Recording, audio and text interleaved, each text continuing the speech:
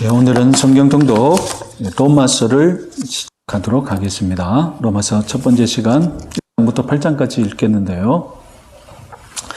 먼저 로마서 하면 우리 기독교 역사에서 자주 등장하는 성경 중에 하나입니다. 382년 우리에게 잘 알려진 성 아우구스티누스가 로마서의 성경 구절과 함께 회개했던 것으로 유명하죠. 어느 날 성 아우구스티누스가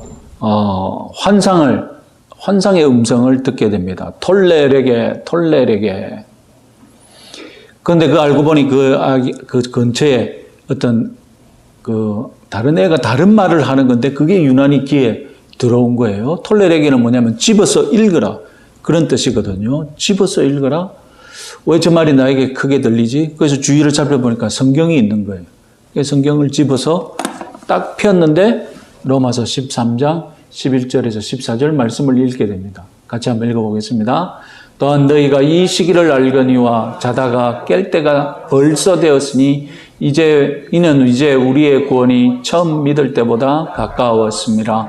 밤이 깊고 낮이 가까웠으니 그러므로 우리가 어둠의 일을 벗고 빛의 갑옷을 입자. 낮에와 같이 단정히 행하고 방탕하거나 술 취하지 말며 음란하거나 호색하지 말며 다투거나 시기하지 말고 오직 주 예수 그리스도로 옷 입고 정욕을 위하여 육신의 일을 도모하지 말라. 이때 아우구스티누스는 그 당시 일반 로마 사람들처럼 그냥 방탕하게 살고 그렇게 인생을 즐기고 있었거든요. 이 말씀에 충격을 받아서 이제 기독교로 회심하게 됩니다. 이것이 유명한 성 아우구스티누스의 회개 사건이고요. 종교개혁자 마르틴 루터는 아시다시피 수도사였습니다. 그래서 수도사로서 신학 공부를 하게 되고 그 당시 로마의 부패한 관습들을 보면서 회의를 가지게 되고 그러면서 어떻게 해서든 하나님 앞에서 바로 살기 위해서 노력하다가 이제 신학교에서 로마서를 강해하기 시작하는데 가르치려고 로마서를 배웠는데 자기가 은혜를 받은 것이죠. 그래서 이 로마서 가운데서 참 복음을 발견하고 중세의 구원관이 아니라 중세의 자기가 열심히 노력해서 중세의 구원관, 한마디로 말하자면 하나님은 스스로 돕는 자를 돕는다. 하나님은 구원을 얻고자 갈망하는 자를 구원시켜준다. 그런 것이거든요. 그러나 로마서를 강해하면서 그것이 아니라 하나님은 은혜로 구원을 주시고 우리는 믿음으로 구원을 누리는구나. 그래서 로마서 주석을 마르틴 루터가 혹시나 하고 모라비안 신자들의 집회를 참석했는데 그때 누군가 마르틴 루터의 이 로마서를 주석하면서 자기가 새로운 복음을 받아들이게 되고 자유주의 복음이 아니라 그래서 그의 로마서 주석을 뭐라고 했느냐? 자유주의 신학자들의 놀이터에 떨어진 폭탄이다. 이런 평가를 받게 되었습니다. 이만큼 우리 로마서는 우리 기독교 역사 내내 앞으로도 이런 역사가 이어질 것입니다. 언제 주님이 오시기 전까지 이런 역사가 계속 이어질 것입니다. 그만큼 로마서는 우리 오늘날 기독교의 복음을 가장 잘 설명한 성경으로 유명합니다. 그래서 혹자는 그렇게 말하지 않습니까? 사실상 기독교의 신학을 완성시킨 사람은 바울이다. 아무도 예수님 말씀 제대로 해석 못하고 있는데 예수님이 신학을 가르친 것이 아니지 않습니까? 예수님은 그냥 일방적으로 설교하고 예수님 말씀하셨는데 그 말씀에서 오늘날 우리가 교리라고 할 수 있는 어떤 신학적인 원리들, 체계적인 원리들 그거 누가 다 했냐? 사실상 바울의 서신서에서 가르친 것에서 다 나온 것이 아니냐. 그래서 어떤 사람은 예수님의 복음하고 사도 바울의 복음하고 구분을 해버리지 않습니까? 그 정도로 사도 바울의 로마서 주석은 우리 기독교 신학의 최고봉으로 우리들이 받아들이고 있습니다. 자, 로마서를 읽으면 이제 로마와 기독교의 관계를 알아야 되겠죠. 자, BC 63년 폼페이우스 장군이 예루살렘을 점령합니다. 그래서 유대를 멸망시키고 이때부터 이제 유대는 로마의 식민지로 전락해버리고 말죠. 이때 수많은 예루살렘 유대인들을 포로로 잡아서 로마로 끌고 갑니다. 그리고 지속적으로 그런 일은 계속되었겠죠. 그래서 기원전에 이미 로마 안에 회당 10여 개가 존재하게 됩니다.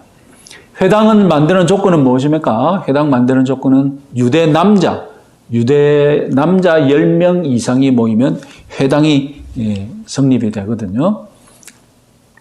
그런데 기원 후 49년에 근 100년이 지나서 로마 황제 클라우디우스 황제가, 우리 성경에는 글라디오 황제로 나와 있죠. 클라우디우스 황제가 유대인을 추방하는 사건이 일어납니다. 그 당시 역사가가 뭐라고 남겼느냐? 크레투스 때문에 유대인 집단의 소요가 일어났다. 그래서 로마 황제가 모든 유대인들은 다 로마에서 나가라. 이런 명령이, 추방령이 떨어졌던 겁니다. 그래서 이 크레투스가 무엇이냐? 크레투스가 누구냐? 크리스토토스를 잘못 적은 것이 아닐까?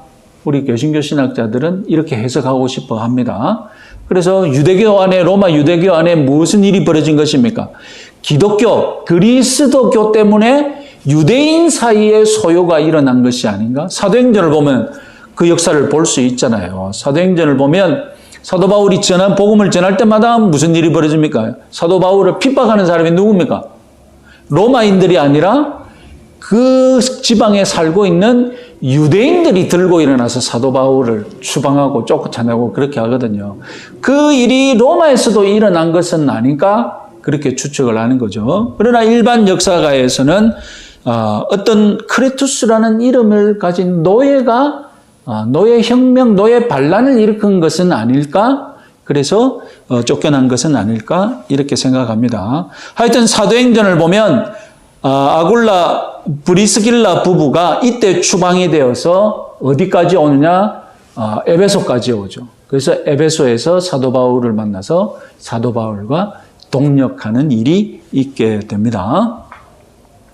자, 그리고 64년 내로 54년부터 68년까지 재임을 했었는데 로마를 자기가 방어해놓고 기독교인들에게 누명을 씌우지 않습니까? 그때 이제 기독교 박해가 일어나죠.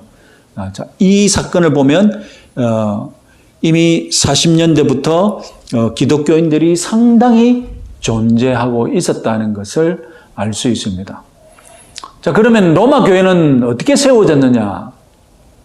로마 교회와 골로새 교회는 바울이 세우지 않았습니다. 그래서 빌립보 교회, 무슨 고린도 교회, 에베소 교회, 우리가 신약 성경에 나와 있는 수많은 교회들이 다 바울이 가서 전도하고 세운 교회인데 로마 교회와 골로새 교회는 그렇지 않다는 겁니다. 로마 교회는 이미 사도 바울이 로마서를 쓸 때 로마 교회가 세워져 있는 거예요. 그래서 사도 바울이 로마서를 써서 보내면서 내가 한번 들려보겠다, 너희들에게 방문하겠다고 알린 것이 로마 교회거든요. 그럼 누가 세웠냐? 로마 교회는 사도 바울도 아니고 누가 세웠느냐? 두 가지 큰 의견이 있는데요. 첫 번째는 사도행전 2장에 오순절 성령 강림 때 베드로의 설교를 들은 로마에 거주하는 디아스포라. 이 로마에 거하는 디아스포라가 왜 예루살렘에 왔습니까? 오순절이니까 이제 성지 순례하려고, 그죠? 성전을 방문하려고 세계 각국에서, 지중해 세계 각국에서 예루살렘에 왔는데 그때 베드로가 그 사람들을 상대로 설교했지 않습니까? 그리고 설교를 듣고 돌아가서 이 사람이 그 이후로 복음을 깨닫고 교회를 세웠을 것이다. 이것이 첫 번째 의견이고요. 그러면 주 30년경 이미 30년대에 이미 세워진 거죠. 초대교회가 오순절 이후에 초대교회가 예루살렘에 세워졌다면 그 사람이 돌아가서 복음을 전하고 교회가 세워졌다면 사실상 로마 교회는 초대교회 역사와 같이 가는 셈이 되겠죠.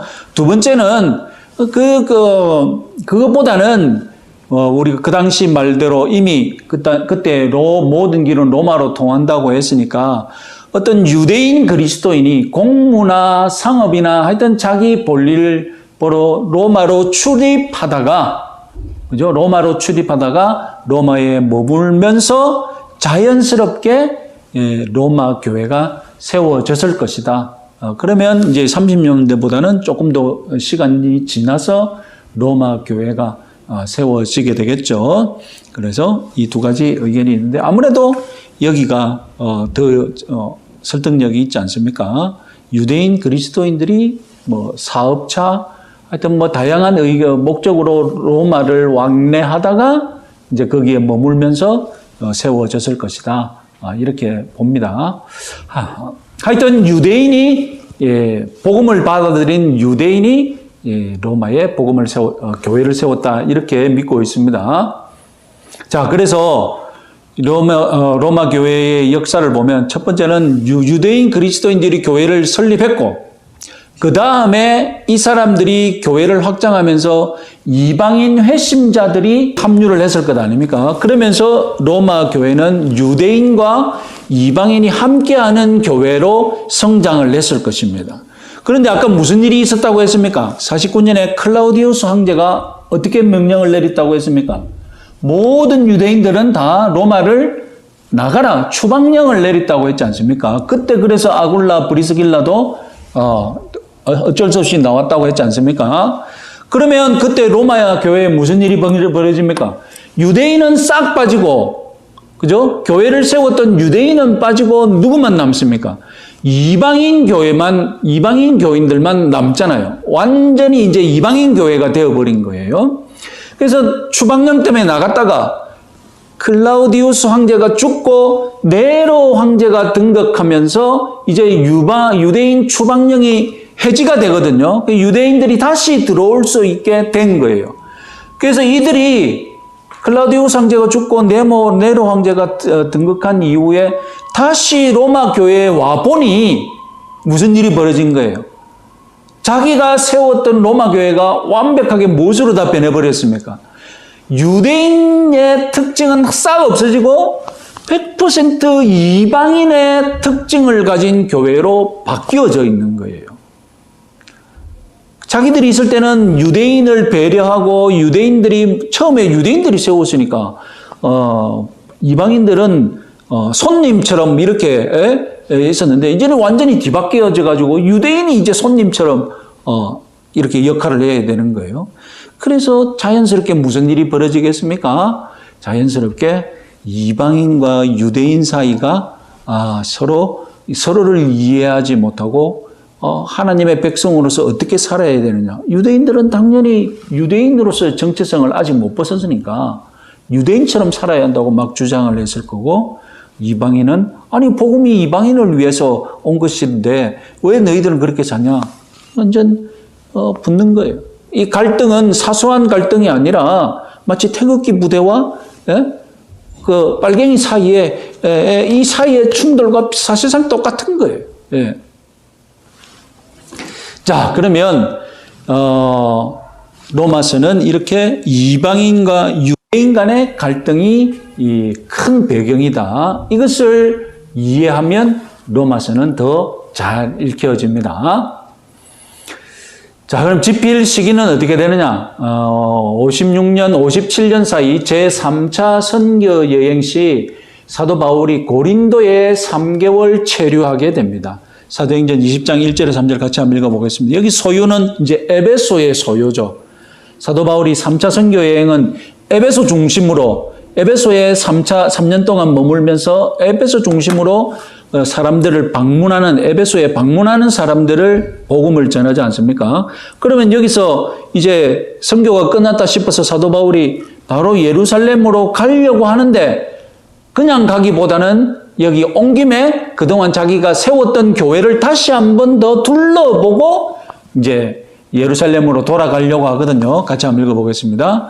소요가 그침에 바울은 제자들을 불러 건한 후 작별하고 떠나 마게도냐로 가니라. 그 지방으로 다녀가며 여러 말로 제자들에게 권하고 헬라에 이르러 거기 석 달 동안 있다가 배 타고 수리아로 가니라. 자, 수리아는 시리아. 안디옥이 있는 시리아고, 안디옥에서 더 내려오면 이제 예루살렘이 있겠죠. 자, 에베소는 소아시아, 오늘날 터키에 있죠. 에베소의 소요가 그침에 바울은 이제 떠나려고 제자들을 불러 건한 후에 작별하고 떠나 마케도니아로 가니라. 마케도니아 그리스 북부. 여기가 마케도니아입니다. 여기가 마케도니아. 에베소에서 이제 이렇게 해서 마케도니아로 왔습니다. 마케도니아로 왔고, 온 김에 어디까지 갑니까? 여기 아가야 있는, 고린도가 있는 아가야까지 내려가, 고린도, 예루살렘으로 안디옥으로 떠나는 우리 자매 베베를 너희에게 추천하노니. 추천은 왜 하겠습니까? 소개하는 것이 아니라 추천한다 하잖아요. 추천한다는 말은 무슨 상황입니까? 이 추천한다는 말은 이 로마서를 베베라는 여집사가 들고 로마로 가기 때문에 지금 사도 바울이 이 편지 속에 이 베베라는 여집사를 추천하고 있는 것이라는 거죠. 그래서 베베에 대한 첫 번째 16장에 보면 수많은 사람들을 소개하고 있는데 그때 베베를 제일 먼저 추천하는 이유는 베베가 로마서의 전달자일 것이다 라고 믿고 있는 거죠. 그리고 로마서는 드디오라는 사람의 대피를 받았습니다.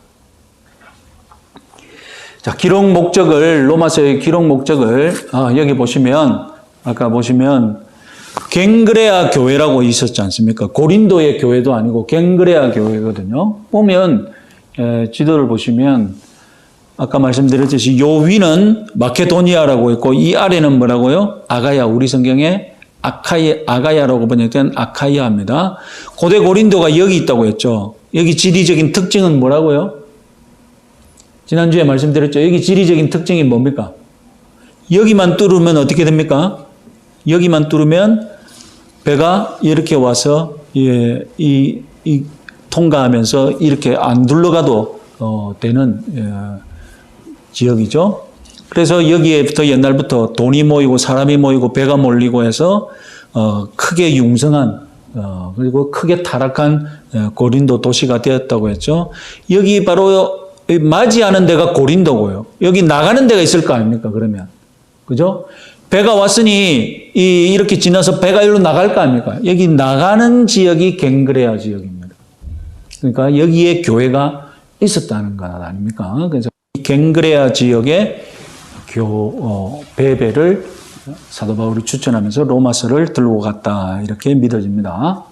자, 기록 목적을 보시면 지중해 동쪽 사역을 사도 바울이 열심히 했습니다. 지중해 동쪽 사역 보시면 이쪽 예루살렘이 있는 그리고 터키가 있는 지중해 동쪽 사역을 사도 바울이 1차 선교여행, 2차 선교여행 때 열심히 했지 않습니까?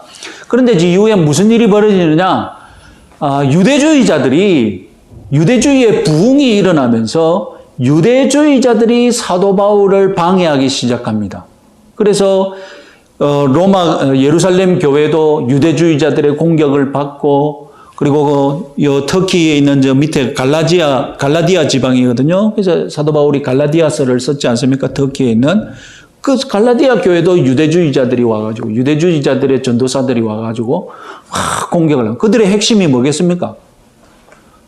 하나님 앞에 잘 살려면 다시 복음 율법으로 돌아가서 너희들이 할례를 받고 레위기 율법을 지켜야 한다는 것을 막 강조하면서 복음을 영접한 기독교인들을 막 흔들어 놓는 거예요. 그러니까 사도 바울은 이쪽에서 복음을 열심히 전했는데 정작 어떻게 됩니까? 세워진 교회는 유대주의로부터 복음을 받으면서 어쩌면 유대주의로 넘어갔지 않았느냐. 그래서 여기에 교회가 흥황하지 않고 결국은 지금 오늘날 그렇게 교회가 약한 것도 이미 그 유대주의로부터 공격을 다 받아서 넘어갔기 때문이 아닌가. 뭐 이렇게 추정을 해봅니다만. 그러니까 사도 바울은 여기서는 이제 더 이상 복음의 진전을 보지 못하고 유대주의로부터 공격을 받고 동쪽 지역은 지금 그렇게 진전되니까 사도 바울은 갈수록 영역을 어디로 넓힙니까, 이제? 서쪽으로 넓히죠. 그죠? 서쪽으로 넓히죠. 그리고 서진을 한다고 안 합니까? 그죠? 처음에 동쪽에 머물렀던 복음이 이제 서진을 하면서 터키에서 마케도니아, 아가야 이렇게 넘어왔습니다. 지금 우리 로마서는 무엇을 증가합니까? 복음이 이제 로마에 이르는 것으로 되어 있지 않습니까? 그럼 사도 바울은 이 로마를 무엇으로 생각했겠습니까?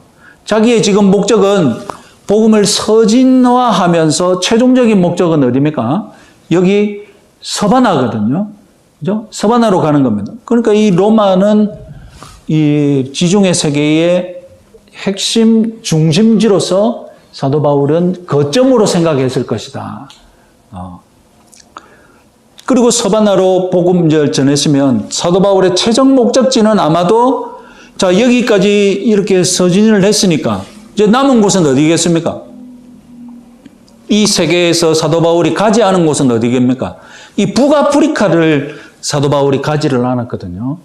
이 북아프리카도 로마 세계 때 상당히 번영했거든요. 그래서 오늘날 북아프리카 이 해안 지역에도 로마 유적이 많이 남아 있습니다. 그리고 애굽에는 로마 시대 때 최고의 번화한 나라이기도 하고, 그러니까 사도 바울이 아마 서바나를 냈으면 이렇게 해서 아마 북아프리카도 건너서 이렇게 로마로 왔지 않을까. 그러면 말 그대로 온 세계에 복음을 전했을 것이다. 이렇게 추정을 해봅니다. 그래서 사도 바울은 이 로마를 거쳐 서바나에 이르는 복음의 서진을 최종적으로 계획했기 때문이다. 이렇게 볼 수 있고요. 두 번째는 유대인과 이방인 간의 갈등을 해결하기 위함이다. 아까 말씀드렸죠. 어떻게 해서 갈등이 생겼는지. 유대인과 이방인 간의 로마 교회 안에 유대인과 이방인 간의 갈등. 그리고 세 번째는 비교적 안정된 환경 속에서 아까 3개월간 고린도에서 체류하면서 로마서를 썼다고 했지 않습니까? 비교적 안정된 환경 속에서 계획적이고 체계적인 신학 정리를 했다. 그리고 이 신학 정리한 것을 로마 교인들을 위해 서신으로 기록했다는 것입니다. 사도 바울의 편지가 대부분 그 선교 여행을 하다가 선교 여행 중에 쓰거든요. 빌립보서라든지 고린도서라든지 이런 편지들이 선교 여행 중에 씁니다. 그러면 한 날 편지를 다 쓸 수도 있지만 쓰다가도 중단되기도 하고 또 쓰다가도 사도 바울이 여행을 하는 걸 보면 유대인들이 공격을 해오니까 급히 도망가기도 하거든요. 편지가 뚝뚝 끊어지는 거예요. 편지가 체계적으로 자기들이 생각한 대로 쓰인 편지가 아니라 어느 정도 썼다가 다음 이야기가 진행되고 다음 이야기가 되면서 흐름이 일정치 않은 거예요. 갑자기 흐름이 바뀌기도 하고. 그런데 로마서는 어떻습니까?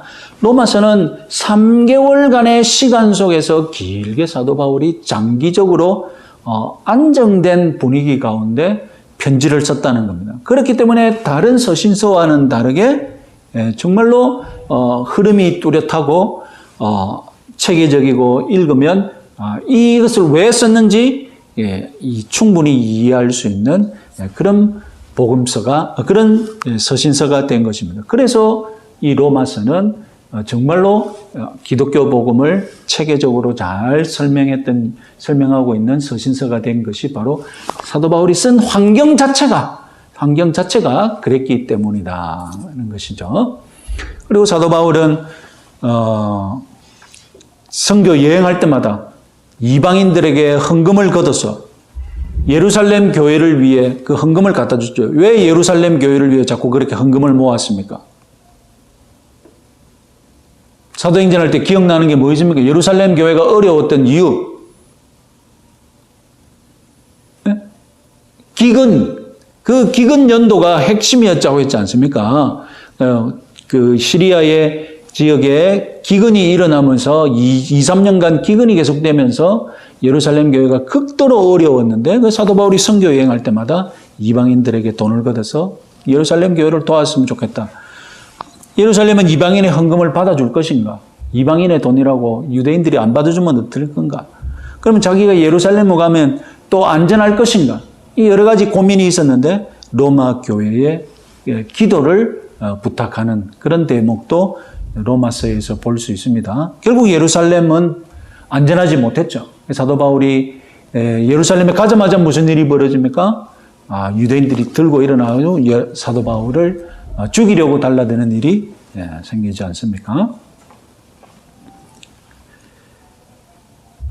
자, 로마서의 구조를 보면요. 로마서의 구조를 보면 서론 1장부터 12장, 1장 1절부터 12절, 그리고 방문 계획을 밝힙니다. 1장 13절부터 15절.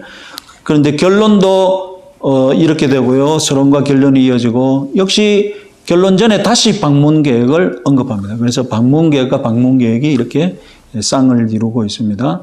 주제 1장 16절부터 17절. 내가 복음을 부끄러워하지 않으니 그 유명한 구절이죠. 복음은 모든 믿는 자들에게 구원을 주시는 하나님의 능력이 됨이라.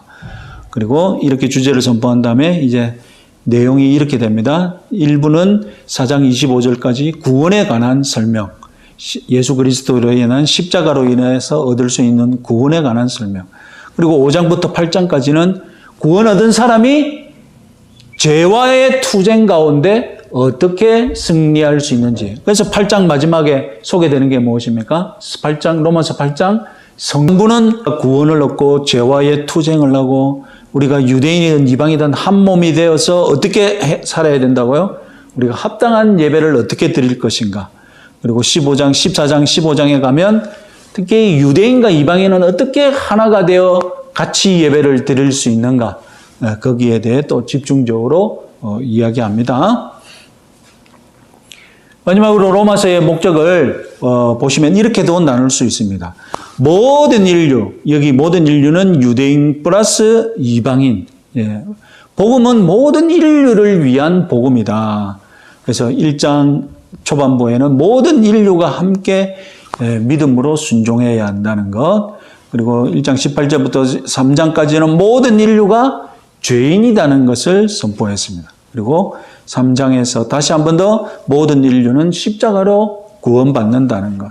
그리고 4장에는 모든 인류는 믿음으로 구원받는다는 것. 그리고 15장에 가서는 모든 인류가 함께 예배해야 한다는 것.